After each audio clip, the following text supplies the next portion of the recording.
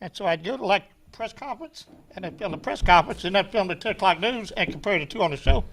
And so one of those times, the little girl from, hold on, here, one of those little girls looked out at me, because I've been to satellite cities and all, you never get in their way. You never interfere with these press conferences things. So I take my little camera, and I'm filming down there, and a little girl looked down at me from one of them, I can't remember which local station. She said, y'all ain't never trailer trash. Oh, my God. Trailer park show. Well, the Trailer Park Show. We're live. Are we on? We're lawyers live. jumping here. I am talking this kind of crap. I mean, You're talking trailer trash now. talking huh? trailer trash. But that's it, Yeah. because that's, what you would film the press conference, and then you would film their 10 o'clock news, and you could compare the two, and you could see how they would take a sentence out of the press conference here, and one out of it there, and they'd fill stuff in between. Sometimes they'd mix and match them. I'll explain to them that they're not exactly lying to you. They're just presenting it in a different light. Look, you may as well introduce our guest tonight. All right, Maura Phelan, yay! Should have been the A. Hey, we all know Marilyn Jackson, of course. Right? Mark Pulliam. Hey, Mark. Is that correct? Pulliam? Yes, Pulliam. Mr. Pulliam has a, if you're not having this Misrule law, we'll put the website up there, but you really need to sign up, and he can send it to you in your inbox. Yep. And I have no idea what it says, but I wouldn't live without it. That's not true. You know what it says. I don't know. Interject. What was it? With prejudice. I'm going to present this case with prejudice. It's like, what the hell does that mean?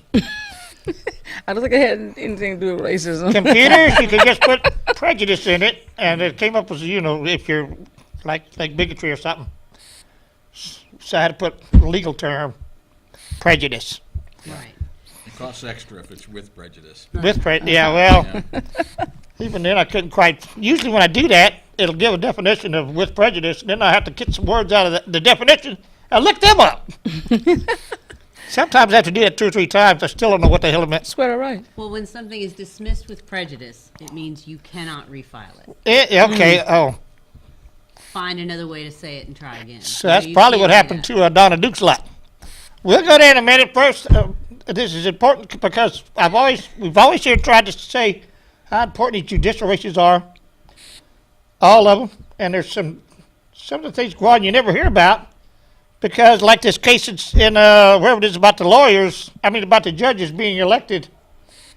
Well, I don't know what that was, but anyway, on the screen, these judges being elected. We'll get to talking about a lot of these judicial and legal cases come up, and even if they're in a newspaper or something, you don't pay any attention because you know what the heck they're saying. That's me too. So we got, Right. you know the one I'm talking about. Yeah. Go ahead. Let's start off with that one. Okay. So, Do you mind? We were- Anybody? No. Go right ahead. all right, so we were talking before the show started about one of the unusual features in Texas is that every single judge on the state court side in the state of Texas is elected in a partisan election.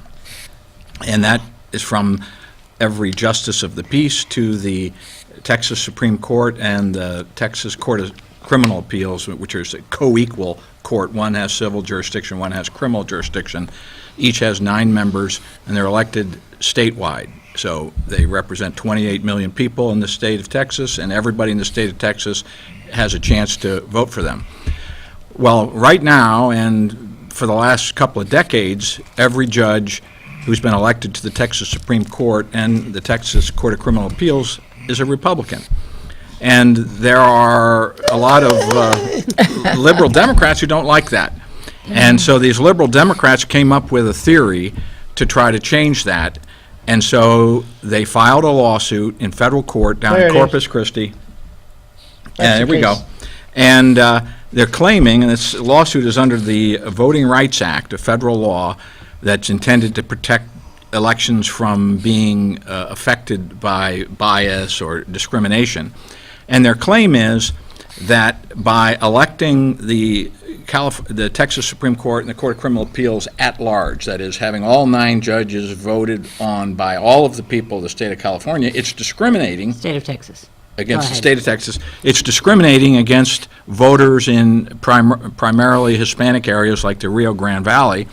And so just like you would bring a challenge to a city council districting that was where everybody voted at large, and they say, no, you should have, each city council person should have their own district, and only the people that live in that district get to vote.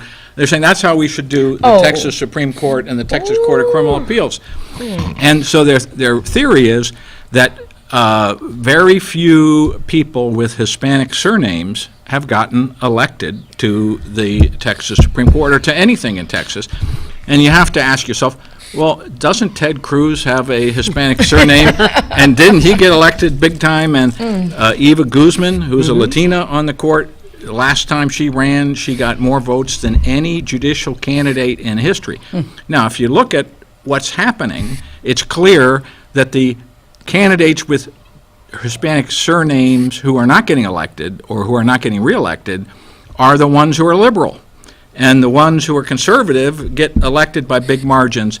So this Voting Rights Act was not intended to protect liberal candidates. It was intended to protect people from getting discriminated against.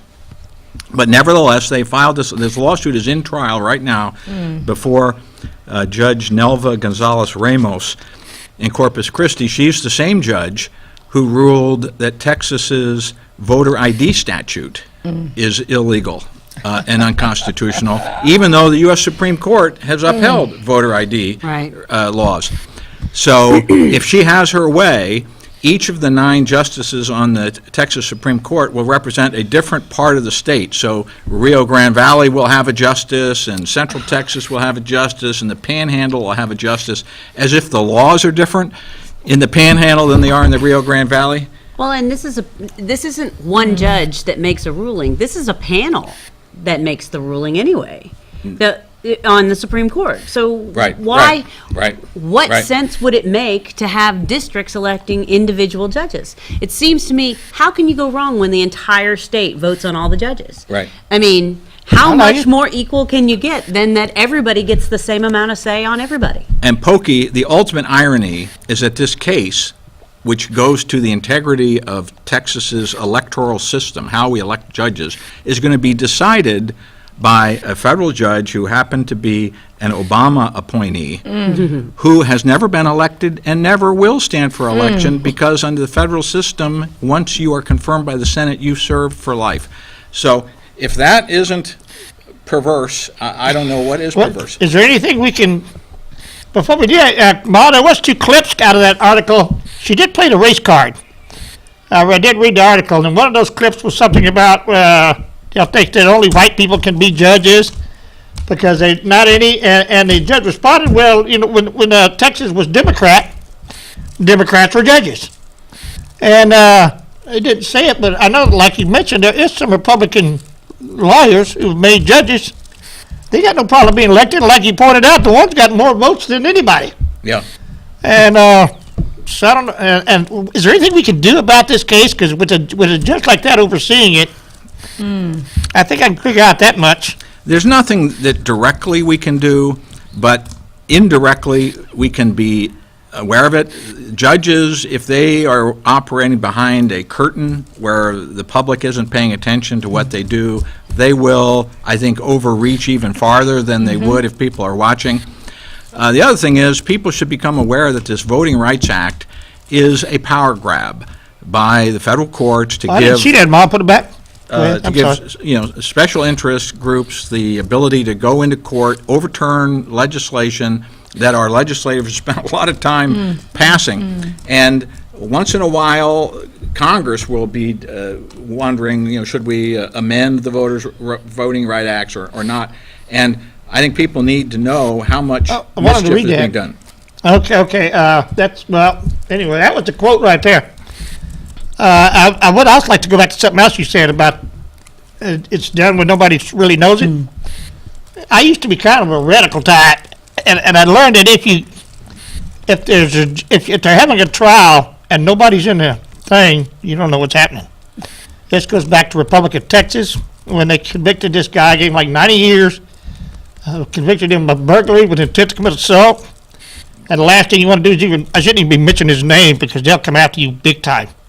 He is a political prisoner. He will not get out, period. None of them will.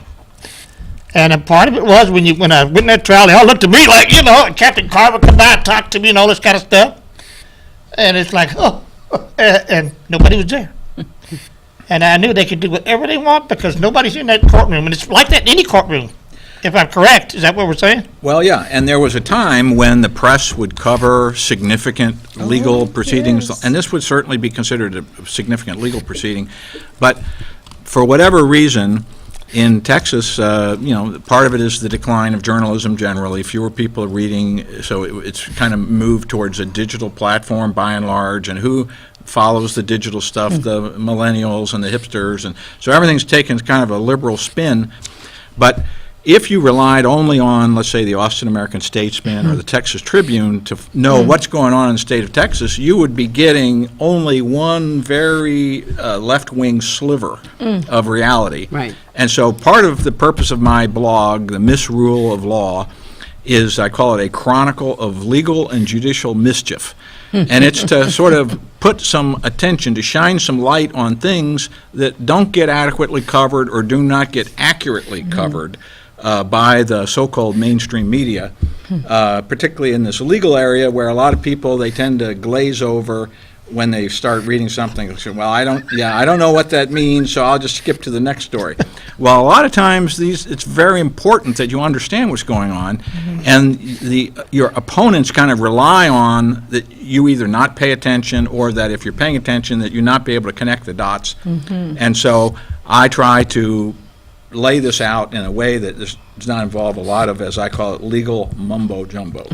Well, it used to be that for every, like the Statesman had somebody who was assigned to the courthouse, and they covered all of the cases and went from court to court trying to find out what cases were big, what were happening that week, and kind of gave a synopsis of lots of things, and because that's all they had. But now, those writers who write for the courthouse also write a lot of other things, and they want to write a lot of other things, and most of them know nothing about law. They don't even understand the terms. So when I got dragged into the Democrats' lawsuit against Gary Cobb before in the primaries, they were trying to say that I had somehow sued Gary, and I'm like, you guys don't get this. I didn't sue anybody. Yeah. And a lot of I shouldn't even be in here. A lot of it's laziness, that they just kind of copy what everybody else is saying. They just reprint whatever is in the press release. It's journalism has really gone south on us. I agree. And no one covers the federal courthouse anymore. We never know what's going on there. And the liberals file some of this stuff. I don't want to pick on Corpus Christi, but I really do. That they've got it's sort of a backwater. You sort of drive to Corpus Christi if you're going to the coast, but otherwise nobody pays attention what goes on in Corpus Christi. But there's a federal courthouse down there with a couple of liberal judges. Judge Janice Jack is the judge that for the last 7 years or so has been presiding over this massive overhaul of the state's foster care system, where literally hundreds of millions of dollars are at stake, as well as the well-being of tens of thousands of unfortunate children who, for whatever reason, are not equipped. They've lost their family and they're being raised by strangers or by the state. And this case has been dragging on, has generated almost no press coverage. And if you only have a couple of newspapers following it, and the reporters on that beat happen to be social justice warriors, as almost everybody under the age of 30 is these days, and that's basically the demographic that journalism attracts, it's cheerleading for if it's an activist group that's filed a lawsuit, they're acting as PR flacks for the plaintiffs. And the most remarkable thing about this case is, it was dragging on for about 7 years in front of this Clinton appointee down at Corpus Christi, and the state of Texas had been trying to get the case in front of the Fifth Circuit, but there was no appealable final judgment. And she was doing all these crazy things, appointing special masters and paying them $350 an hour to study the problem and tell her what... How do I get one of them jobs? Oh, if that is, oh. Yeah. Is this the same woman that used to be on the commercial with the hat on? this attorney that used to have commercials years ago. I hadn't seen her in a while, but she used to wear a hat on, looking looking tough. I haven't seen any commercials, but well, anyway, the long and short of it is this case has been dragging on. They've been trying to get it in the Fifth Circuit. They couldn't, so she finally issues her decision, and the state's down there arguing with her about what the final decision should be. And since the case has been dragging on so long, the legislature has been in session for a couple of terms and appropriated hundreds of millions of additional dollars, passed some legislation, made some changes. So the state went in front of her and said, Judge, we fixed this problem. We think we fixed this problem. We've poured enormous amount of additional resources. You should let us try to do it on our own, since we are, after all, a sovereign state. Right. And she said, the fact that you're willing to put me more resources into it doesn't solve the problem as far as I'm concerned. So she still issued this injunction with 50-some specific requirements, put the state under this supervision of a monitor for 3 years, et cetera. The Fifth Circuit immediately stayed that decision and will decide whether to extend that stay. But that's pretty astonishing when you think about it. One unelected judge in Corpus Christi can override the entire state government of Texas, including the legislature, just, with a stroke of her pen. And nobody knows it. Well, and until she comes to a final order, you can't take it to anybody. Because as long as she's doing things that are interim, under the law, you cannot appeal them. So How do we she dress it keeps up herself in charge. There's something so more people find out about it anyway. Because I know we've all read about that, but like you say, you just gloss over and. Well, so you should go to Misrule of Law. And just to show you how biased the newspapers are, and they become these cheerleaders and social justice warriors, Judge Jack, who, even before she made her final decision, it was pretty clear that she was unhappy and she'd been, granted a class action. How can 12,000 different foster children, who are all over the state of Texas in all kinds of different situations, possibly present common issues of fact and law sufficient to justify a class action? It's almost ridiculous on its face. Well, and has anybody challenged that class itself? Because of those 12,000, how many of them are still in foster care? Yep. How many of them have aged out? How many of them have been placed? How many of them have been gone back to their parents? How many of them no longer exist? So that class itself, the definition of class but until she rules on something, you can't appeal it. But just to give you an idea of the objectivity of the reporting, the Dallas Morning News, not this year but last year, this year they named Joe Strauss Texan of the Year. So that's sort of their stamp of approval that we like what you're doing, Joe, or we liked what you were doing. The year before, Judge Janice Jack received the Texan of the Year award from the Dallas Morning News. Now, how tough do you think they're being on her as far as the reporting goes? Jeez. Oh. Yeah. Well, and that's a system that affects not tens of thousands, but hundreds of thousands. I mean, we have lots of kids going in and out of the foster system. As a child abuse prosecutor for 5 years, we dealt with lots of those kids, and they were, the people who worked for DPRS were overworked, huge caseloads, trying to catch up, and we've got kids at risk. And the more money they spend on Well, I was going to come in here because we know somebody from prosecutors- CPS. And I'm sure you work. Well, the thing of it is, That too, ain't it. Maura, is that Come on in, you want to sit down in? the thing of it is, too, is Yeah, that I'm not Mike Lee like it was advertised. if you, they've allocated all this money, and the governor, even the governor was in on it too, about this whole program, CPS program, being overhauled, for the betterment Right. of the children. Hiring more investigators and getting them more pay and paying overtime and So things like where that. is this money's going to? Because it sounds like it's just being spent. Not on the kids. Exactly. Yeah. That's Nice of you to join us. How you doing? Introduce yourself, Mike. I'm Mike Lee. I'm here to talk about crooked lawyers. I know a little bit about that since I've been one for about 40 years. Yeah. You've been a crooked lawyer for 30, 40 years. I think I just think the biggest problem with the system is the lawyers. the judges, the lawyers and the judges. The judges act as gatekeepers. I call them bozos and buffoons in black robes now, because that's what they are. I have a good buddy I went to undergrad with, who was a judge in appeals court judge in Tennessee. I was talking to him about Steve Bannon. Man, I don't want to hear anything Steve Bannon got to say. What do you mean? What happened to intellectualism? And my thing is, when I look at what's going on with all the attacks on the Trump administration, I look at Strzok, Lisa Page, all these guys are lawyers. And they're supposed to be bound by certain ethics, from what I understand. And there's something called bamboozling the court, and I think that's just what happened is when I hear all this FISA crap, I say just pull out a damn transcript. The hell with all these investigations, I'll just get the transcript out. You can find out what happened. What a lot of people are frustrated about with the President Trump and his efforts to reform the immigration system is that he made a big issue out of securing the border, building a wall, and not granting amnesty.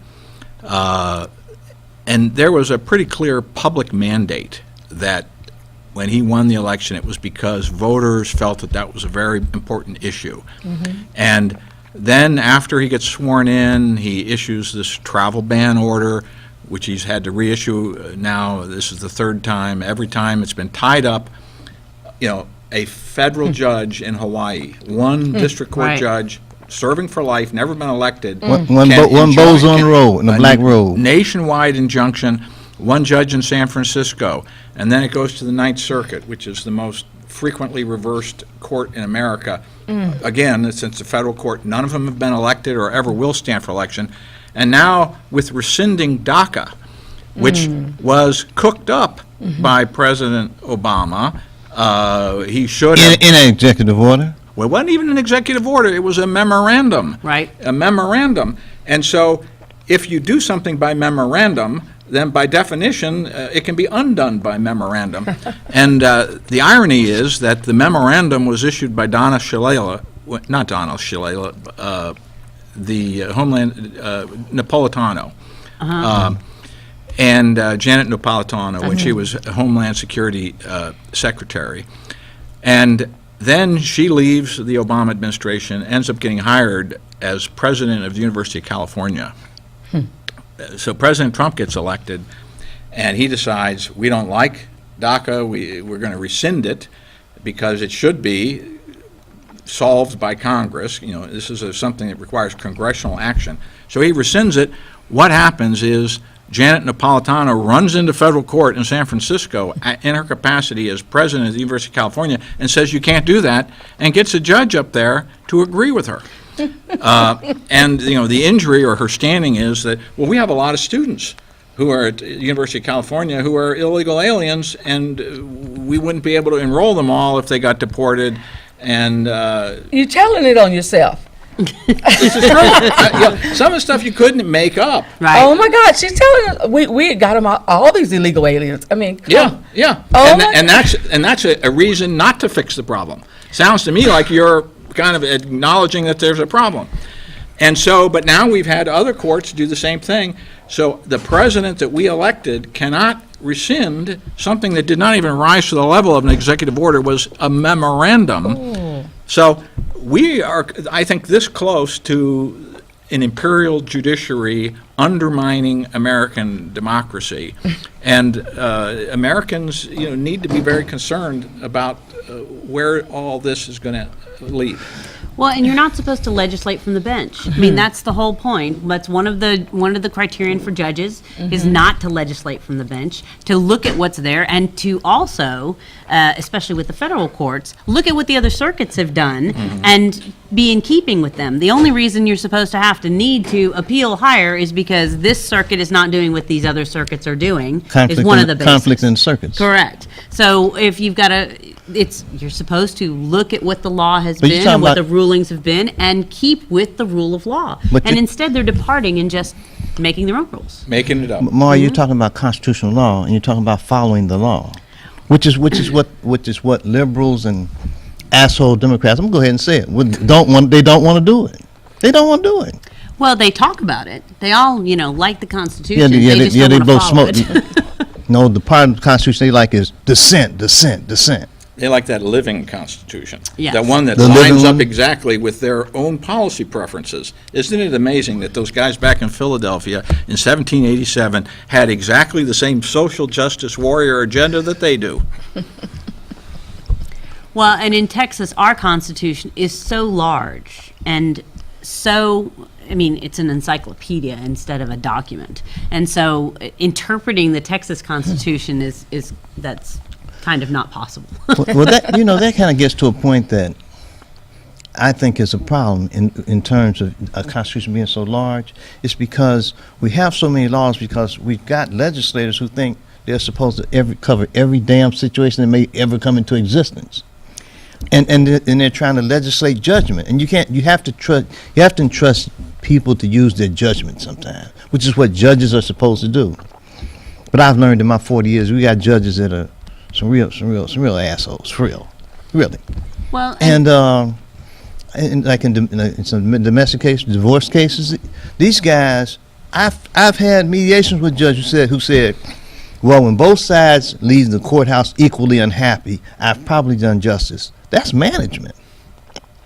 That means you don't have to listen. All you have to do is just say, okay, this person wants this person wants that. I'll make them unhappy by doing this. I'll make them unhappy by doing that. That's not judging at all. The thing about cutting babies in half is you always kill the baby. exactly. Exactly. Well, and we have judges who are from the bench deciding the cases based upon the equities of the parties as they see it, rather than the legal arguments as they're presented. And then we have the same problem with our legislature in that they're legislating for specific instances. And they want to name each bill after the specific instance kid. And whenever you're legislating for specificity, you're creating problems because you're going to have somebody who doesn't fall under those specifics who's going to be completely harmed. Yeah. You're absolutely And right. that's why I say the problem is the lawyers and the judges. That's just the way I see it, and especially when it comes to the criminal law area. Well, here's the thing. And we have most of the judges were ex-prosecutors most Yeah. of the times. Yeah. And they have no idea what's going on the street. They've gone straight from the DA's office straight to the bench. And so you kind of have a lock 'em up mentality. I worked in the DA's office down in Jefferson County. I kind of know about that. You worked as a prosecutor. Hey, I was one of the did lock 'em too. up ones. I locked them up too. But I also believe that it was up to the prosecutor to be the gatekeeper, to look at each case, and if you didn't have a case, get rid of it. But then you had dirty prosecutors. I've had cases. I had a case. I was in St. Croix. A guy was charged with 11 felonies, and 11 felonies, and had signed a 10-page confession by Veidt case. But in that case, the prosecutors just almost routinely, and I think this happened up here in Williamson County too, just withhold evidence because they're trying to win. Brady means nothing. It's Yeah. just words. Yeah. You were going to say something. Well, the part of the problem is judges, particularly judges pursuing their own agenda, not following the law.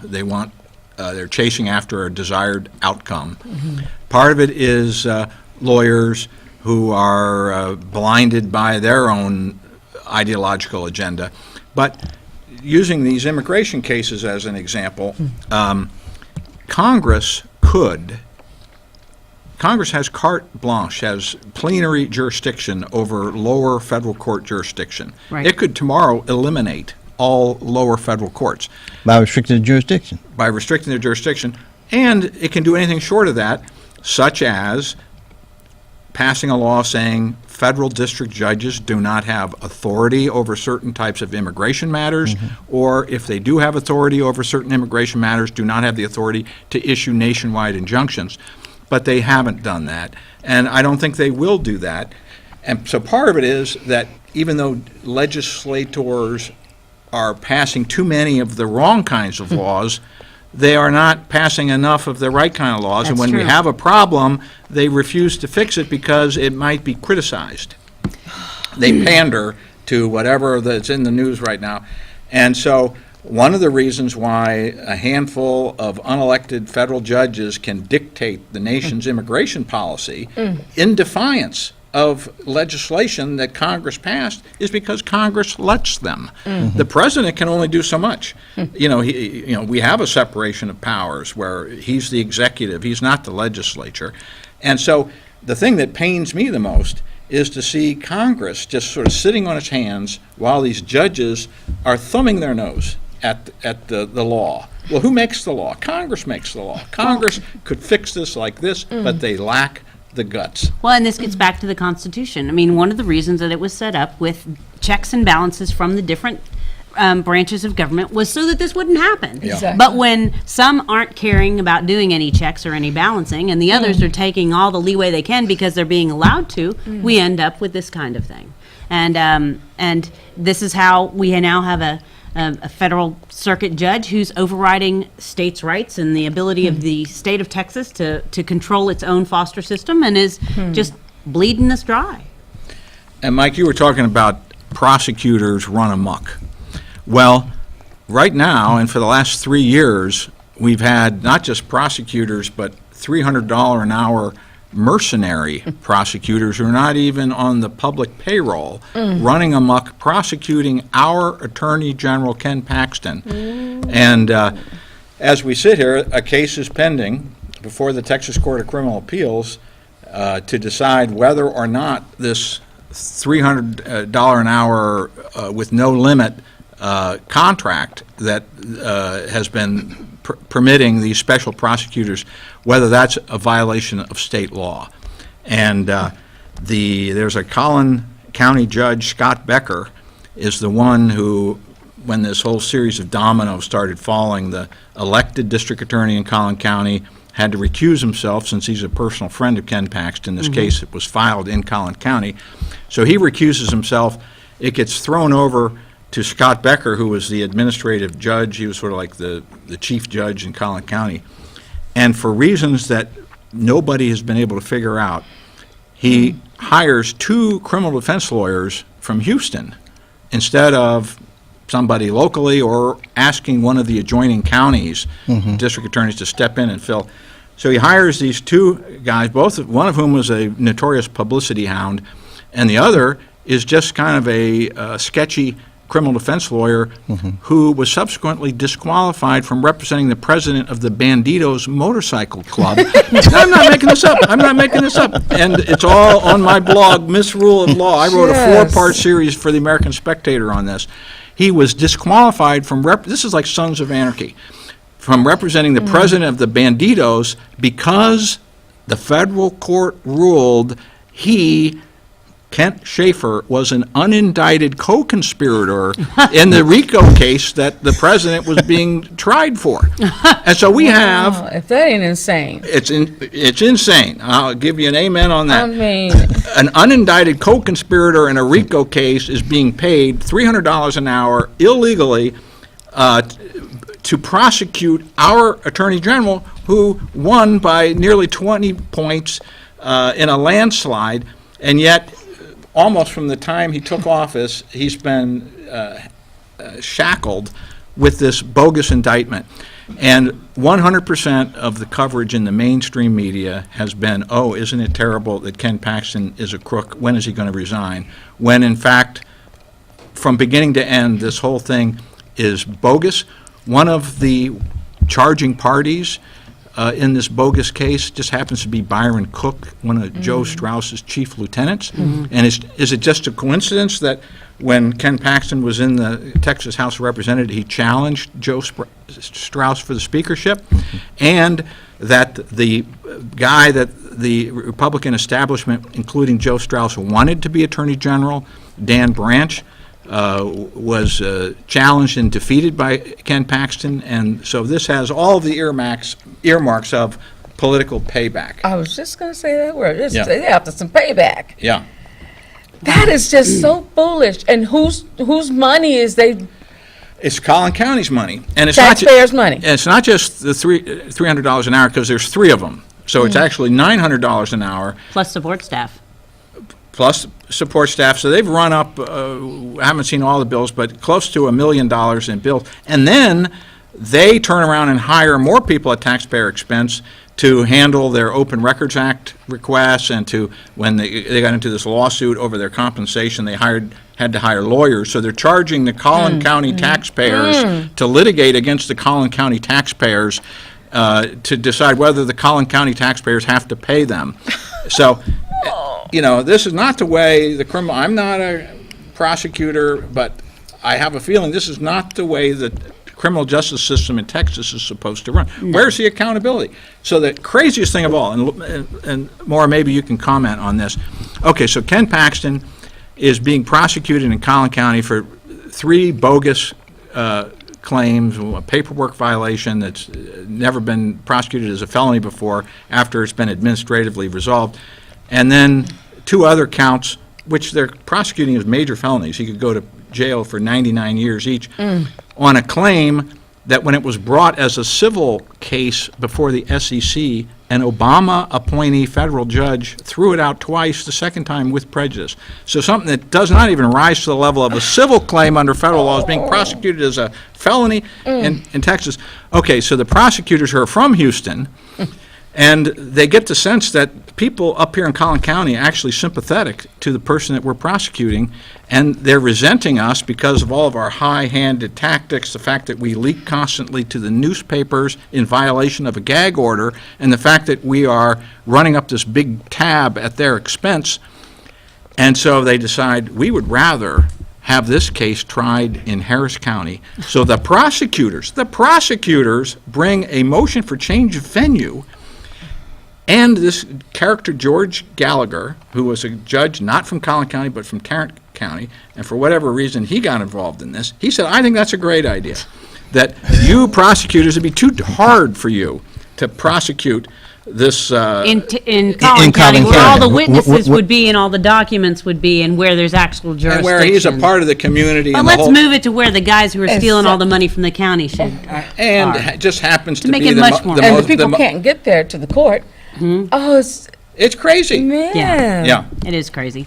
But then you also look at in Travis County, they were going after Donna Dukes for things she actually did, and then they dismissed it all. Yeah. They had an agreement for her to resign, and if you resign, then we won't prosecute you, and she didn't resign, and then they didn't prosecute her, and then they indicted it wrong. How many times have they indicted things wrong when they've gone after politicals? So you can do whatever you want to do as an official. Well, As a you know fool, what? as a fool in black robe, you can do any damn thing. Well, Well, Anything, we have a lot anything. of lawyers filing a lot of suits that are ridiculous suits. I mean, and then they passed the frivolous lawsuit standard, and you could make a claim it's a frivolous lawsuit. I've never seen one of those upheld. But the only reason you have stuff like that is because you don't have judges that just exercise just good common sense. No, they say go outside and fix it. Go There- outside there and come was to an a, agreement. There was a group that there's a group that gives awards every year for the most ridiculous suit of the year. And there was one that I looked at. Some guy had a newborn baby, and he was tossing the baby up, ceiling fan overhead.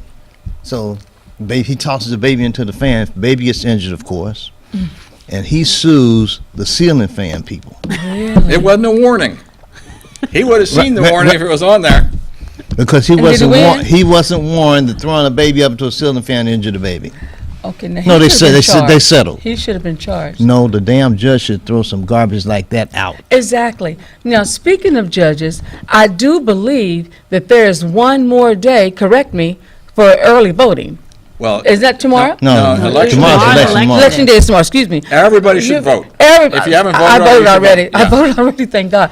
Okay, so we really need, you need to look at who it is on this ballot, judge-wise, everybody-wise, really, before you make your decision. You really need to find out who these people are that, And do some research. And if you're not sure, talk to somebody that you respect who knows something about these races and about these people, and get some information. Or as it's saying who, you better ask somebody. well, Just ask somebody. Yeah, so let me throw something out here. So on the Texas Supreme Court, they're all Republicans. We have 3 judges that are on the ballot this year. They're going to have a Democrat opponent in November. none of them have a primary opponent, which is the first time that this has happened in several elections. The trial lawyers had been running the ringers. Okay. Now, in the Texas Court of Criminal Appeals, one judge is running unopposed. We have one open seat. But the seat that I'm interested in is the presiding judge, Sharon Keller, who's been on that court up there since 1994. She's been the presiding judge for over a decade, is being challenged by David Bridges, who is right now a justice on the Fifth Court of Appeals up in Dallas. And the biggest criticism of Sharon Keller is that there was a death penalty case, and all of these death penalty cases, it's at least a decade from the time they're sentenced to the time they're executed because of all the appeals. Mm-hmm. So he was sentenced to die on this particular day, let's call it a Thursday. Mm-hmm. And at 10 minutes after 5, his lawyers run into the clerk's office with some papers saying, we have a petition for clemency for this person. And the clerk didn't know what to do, and so the presiding judge said, and these words are being hurled against her now, our office closes at 5 o'clock, and if you're here at 10 minutes after 5, it's too late. And the guy was executed later that day. Now, a lot of people are saying, oh, that was a terrible decision for this judge to make. She should have made an exception to these procedural rules and allowed these papers to be filed even though the clerk's office had already closed.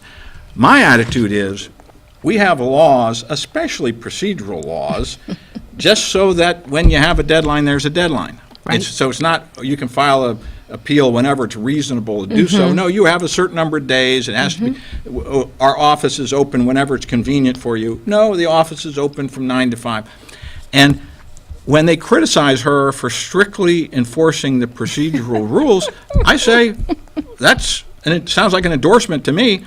And how That's the good kind of judge you need. And if you're a lawyer and you have a client that's being sent, is going to be executed that day, whose fault is it that the papers are late? Right. Is it her fault? No, it's your fault. Right. Exactly. Well, and I remember this case because one of the things they said was that their computers didn't work and that they couldn't get the printing out and The everything dog ate else, and that they couldn't get Dog it ate my filed. homework. Yeah, it was. But I'm sorry, you know for the longest time when this person is set to die and what your deadline is, and maybe they just don't want their malpractice insurance touched because and a clemency at the last minute like that,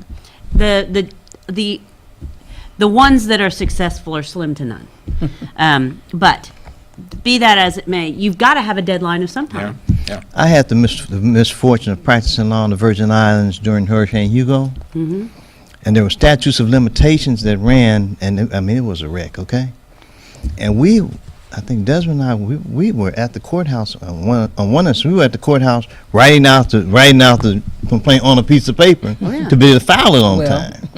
Well, the time is the time. That's it. exactly. And so if they had just finished at least the bare bones of that pleading and filed it, Yeah. they could have supplemented it after they met the deadline. Yeah. That they didn't get their S together doesn't mean a damn thing for the Yeah. poor judge. Yeah. Should we always pay for the clerks to stay a half an hour late just in case somebody wanders up and shows up and decides to file something? Well, I want to add something about prosecutorial misconduct because, to me, in many instances, I've known guys. I just left. My nephew passed away in Florida. I just left his funeral. His funeral was last Friday. Sorry. And his wife's brother, Rodney, Rodney stopped practicing. But a lot of guys become disenchanted with the practice because of the dirty stuff that prosecutors pull, like withholding evidence and stuff like that. And my thing is, when a prosecutor is guilty of misconduct, it sends someone to jail. It messes up a lot of people's lives. And what the unfair part is this: many times that prosecutor becomes a judge. He enjoys a good life. And I'm thinking about Michael Moore now. And to me, whoever withheld that evidence, he should have their life. They should be able to they should give up all their money. Well, okay. He got disbarred. No, he resigned. He didn't resigned. He resigned. Yeah, he was up for disbarment, and he Okay. resigned. Yeah, anyway. but as far as I'm concerned, Michael wants to get his house, his dog, his cars, and everything. You know what I mean? Yeah. Come on. Yeah. Yeah. Well, and we have a lot of lawyers who file cases just to file cases. I mean, they think if, on the civil side especially, they file a case because they think that their client has more money than yours, and so you're gonna capitulate because they can, because it makes you look bad, and people are harmed by that. Yes. And once it's out there, you can't get it back. Not with the electronic age we have. So before the taping started, Maura and I were talking about a case. There's a lawyer here in Austin, Omar Rosales, who a few years ago decided to take up Americans with Disabilities Act lawsuits.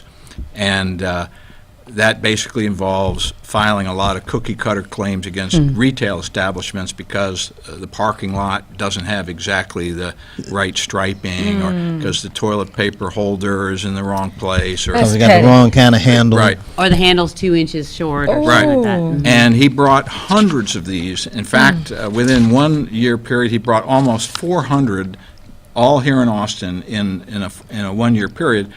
And that kind of litigation attracts attention, and so people would start complaining that this is abusive. And newspapers here at KXAN started paying attention. A civil rights lawyer in town stood up to him, represented some of these retailers, and they had this giant brouhaha.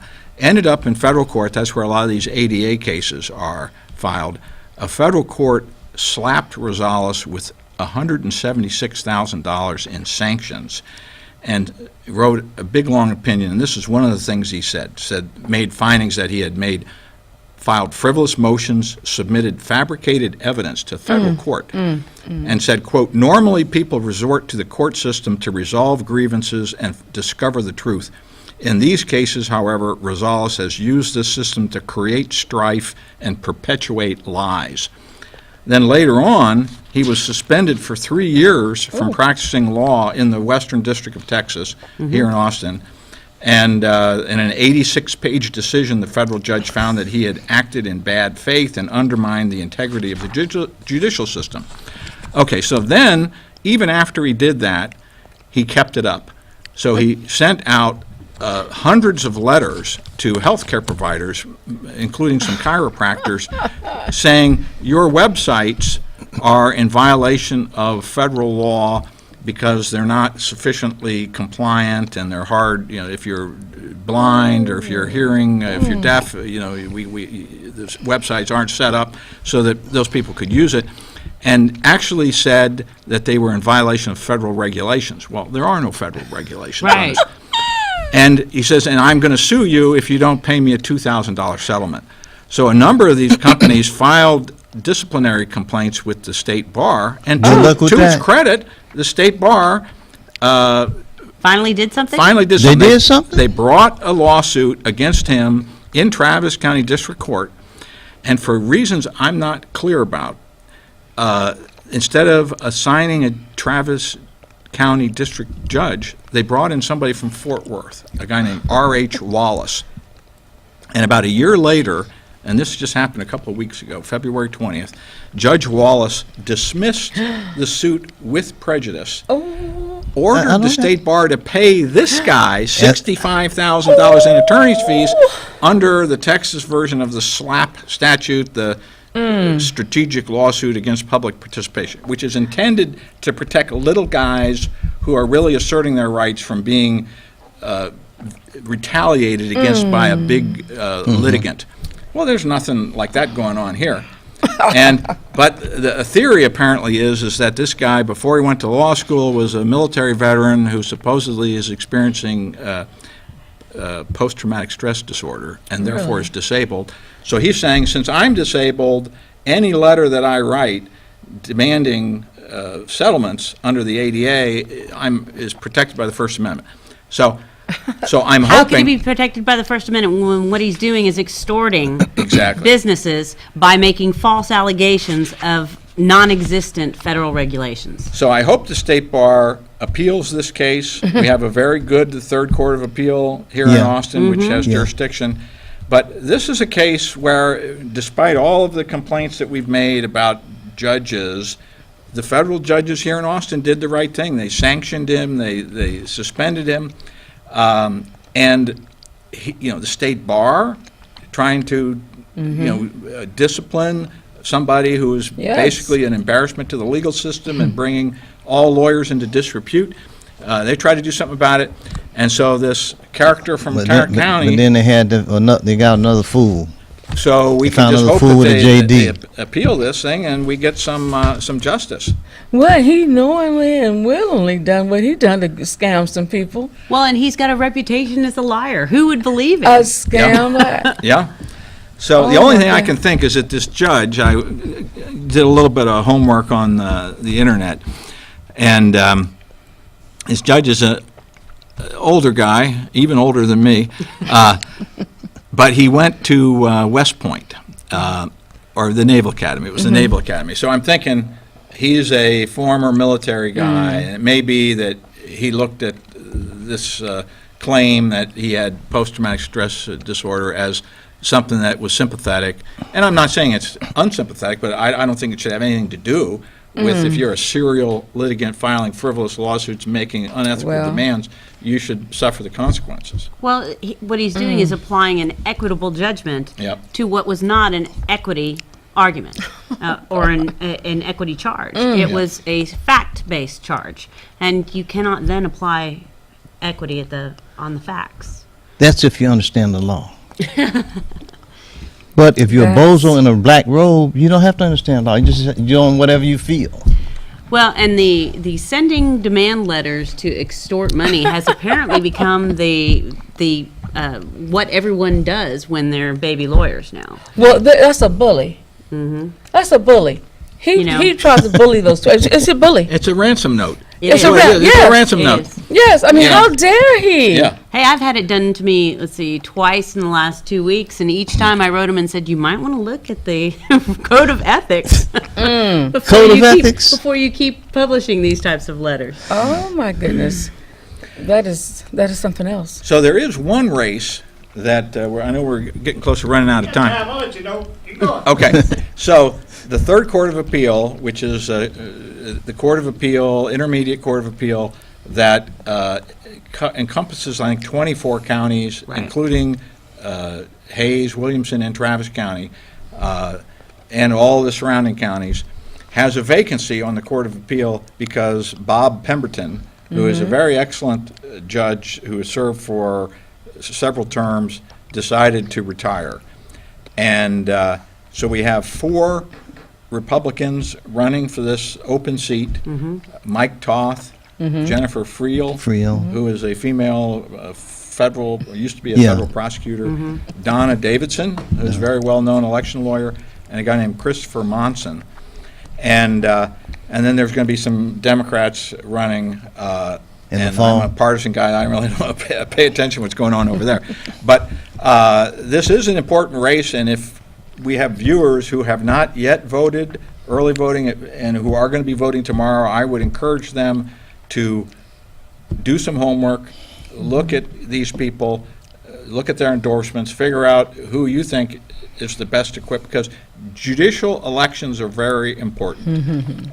They are, I think, more important than legislative elections, because the legislature's only in session for 140 days every other year. Right. Whereas the courts are open all year long, and they decide important cases.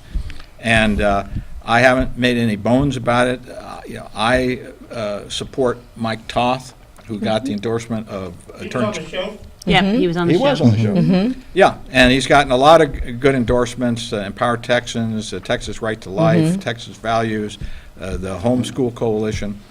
And, but I won't say anything bad about any of these candidates. I think we'd be proud to have any of them on our Court of Appeal. I would agree. And the biggest inequity I see with our with electing judges in Texas, since they are statewide, is that we have a divided primary.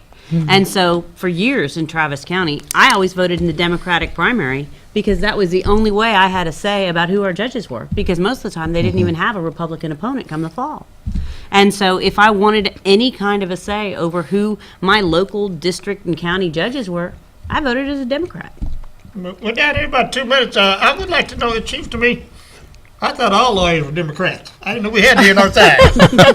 I'm glad we do. We didn't realize we do, but is there any percentage of lawyers that are Democrats and Republicans? Do we know anything like that? Now, he was talking about the state judge, and you're not talking about the county. No, I don't know what the partisan breakdown is. You know, I will agree with you that lawyers as a group are more liberal than Trial lawyers. well, particularly, but I'd say even the I'm a corporate. trial lawyer. Yeah, they're more liberal than the public as a whole, and unfortunately, any organization that consists of lawyers, so every bar association pretty much has become liberal, or will, if you do not keep it, will become liberal. Even the Texas Bar Association is takes this on, and the Federalist Society is a sort of a conservative. Well, we are about out now. Yeah, they're the only one. But you're a Republican lawyer, so you're okay. You know what they say, get rid of all the lawyers except for mine. Mine's the only good one, stuff like that. Anyway, we'll be back next week, folks. I think we're going to Africa.